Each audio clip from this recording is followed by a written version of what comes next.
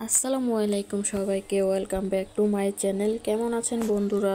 আশা করি সবাই অনেক ভালো আছেন। আমিও আলহামদুলিল্লাহ অনেক ভালো আছি।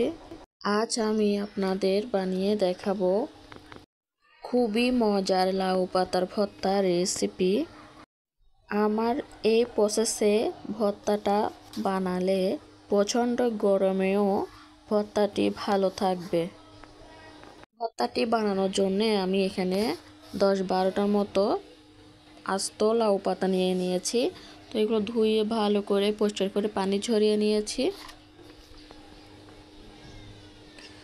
আমি একদম নরম নরম সাইজের 10-12টা লাউ পাতা নিয়ে নিয়েছি। আপনারা চাইলে আরও কমিয়েও বাড়িয়েও নিতে পারেন।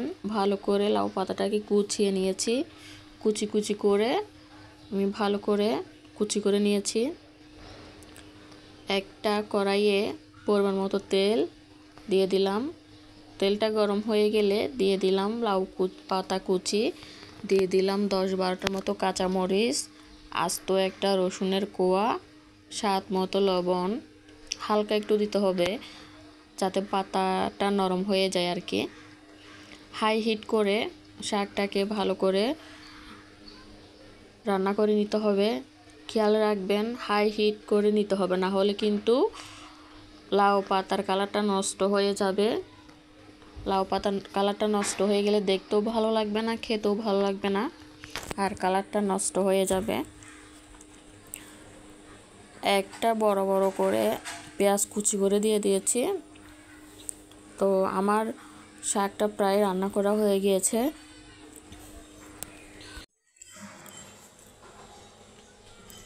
এবার একটা শিল পাটায় ভর্তাটাকে বেটে নিব। হালকা একটু নুন দিয়ে ভালো করে বেটে নিচ্ছি। তো আমি আরেক বাটা দিয়ে দিব একদম মিহি করে। তো আমার ভর্তাটি একদম রেডি হয়ে গিয়েছে।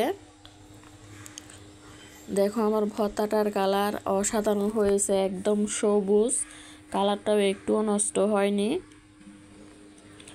এই ভর্তা দিয়ে ভাত খেলে ভাত একদম সবুজ হয়ে থাকে, কারণ হচ্ছে হাই হিট করে রান্না করলে কালারটা ঠিক থাকবে। কেমন হয়েছে আমার রেসিপিটি কমেন্ট করে জানাবেন। আমার রেসিপিটি যদি ভালো লাগে তাহলে প্লিজ চ্যানেলটি সাবস্ক্রাইব করে পাশে থাকবেন, লাইক কমেন্ট শেয়ার করবেন। আসসালামু আলাইকুম সবাইকে, আল্লাহ হাফেজ।